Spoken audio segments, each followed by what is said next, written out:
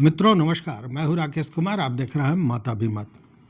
मित्रों, राजस्व एवं भूमि सुधार विभाग ने मार्च महीने में सभी जिलों के राजस्व संबंधी कार्यों के आधार पर एक रैंकिंग दी है।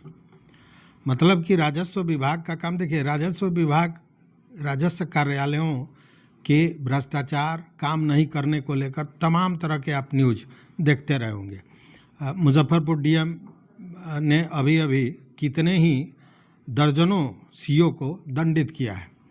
तो ये सारी चीज़ें चल रही है। इसी में राजस्व एवं भूमि सुधार विभाग ने एक रैंकिंग की है जिसमें शेखपुरा फिर से पहले स्थान पर आया है, जबकि बांका जिला जो है वो दूसरे स्थान पर खिसक गया है। जहानाबाद लगातार अपना तीसरा स्थान बनाए हुए है।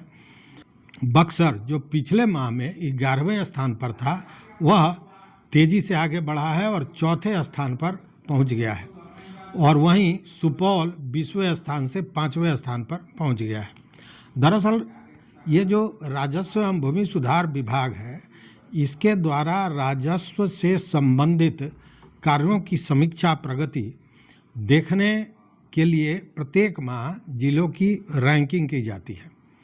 अभी ये रैंकिंग इसलिए भी महत्वपूर्ण है कि भूमि सर्वेक्षण के चलते राजस्व कार्यालयों का भार बढ़ गया है, काम बढ़ गया है, और उससे बड़ी बात है कि लगातार उसकी समीक्षाएं हो रही हैं। कार्यालयों को देखा जा रहा है उच्च पदाधिकारियों द्वारा, जिला स्तर पर, विभाग के स्तर पर। तो यह पहल जो की गई है, उससे ये उम्मीद की जाती है कि निश्चित रूप से काम में तेजी आएगी और लोगों की जो समस्याएं हैं उसका भी निष्पादन तेजी से होगा। विभाग के जो अपर मुख्य सचिव हैं दीपक कुमार सिंह, उन्होंने इस बाबत कहा कि राज्य के सभी जिलों के राजस्व विभाग से संबंधित कार्यों की रैंकिंग हर महीने जारी की जा रही है। मार्च महीने में जारी की गई रैंकिंग के अनुसार राजस्व संबंधी कार्यों के निष्पादन को लेकर शेखपुरा जिला को पहला स्थान मिला है। उसे 100 में से 87.74 अंक मिले हैं। मतलब कि 100 मार्क्स का एक रैंकिंग किया गया था, फुल मार्क्स दिया गया था, उसमें 87.74 मार्क्स मिला है।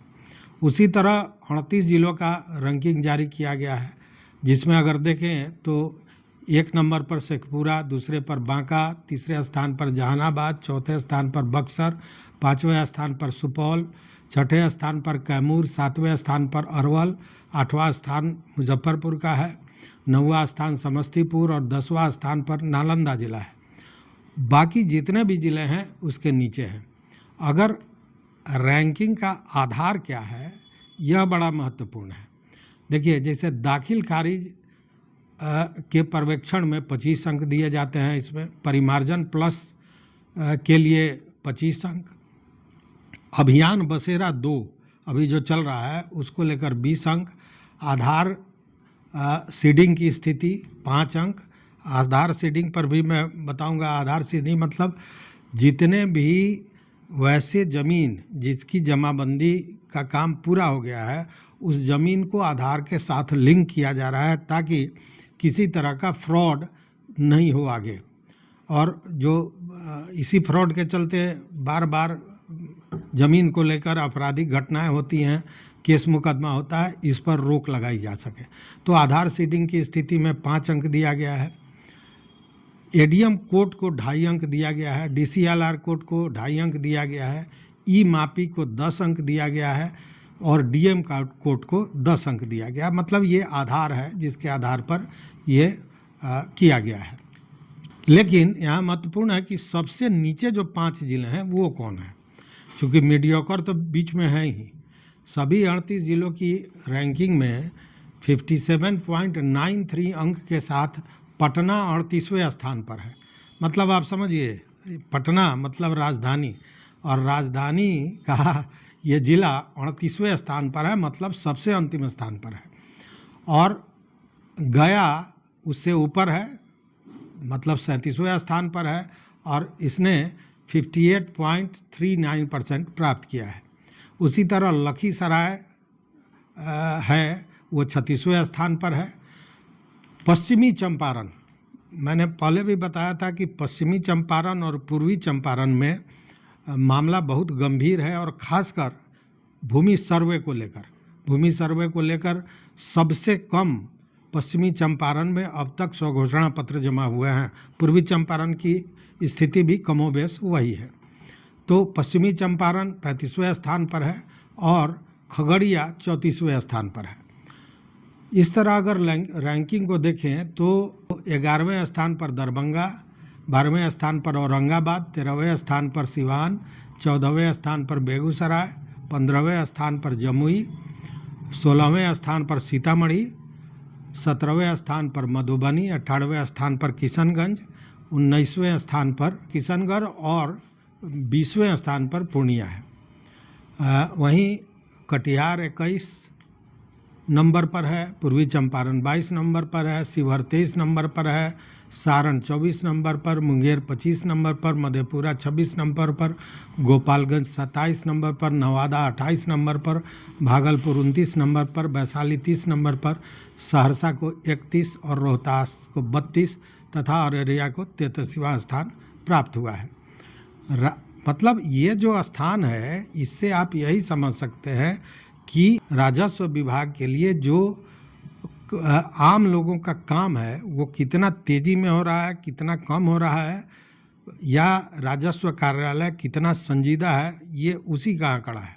चूँकि जो मार्किंग का सिस्टम दिया गया है उससे यही पता चलता है कि जहाँ काम ज़्यादा बेहतर हुआ है, निस्तारित किया गया है। चूँकि मैक्सिमम ये जो राजस्व एवं भूमि सुधार विभाग में काम है वो सीधे आम आदमी से जुड़ा हुआ है, तो काम जितना ज़्यादा हुआ है उतनी अच्छी स्थिति है। राजस्व एवं भूमि सुधार विभाग हर माने स्थिति में व्यवस्था को चुस्त दुरुस्त करने की कवायद में लगा हुआ है। राजस्व संबंधी अधिकारियों समेत जिले के जो लोग हैं उन सारे लोगों को भी राजस्व कार्यालयों के निरीक्षण को कहा गया है। निरीक्षण हो भी रहा है, और उसके साथ ही जो खराब काम कर रहे हैं उनके लिए विभागीय कार्रवाई करने की भी स्थिति चल रही है। लेकिन स्थिति में बहुत अंतर हो रहा हो ऐसा नहीं है, लेकिन जो भी अंतर दिखाई दे रहा है उसका सबसे बड़ा कारण है कि लगातार समीक्षाएं हो रही हैं, निरीक्षण हो रहा है। इसके पूर्व पूरी तरह समझिए कि राजस्व एवं भूमि सुधार विभाग अंचल कार्यालय से लेकर और DCLR के पॉकेट तक ही सीमित था। वो जो चाहते थे, जैसे चाहते थे वैसे होता था।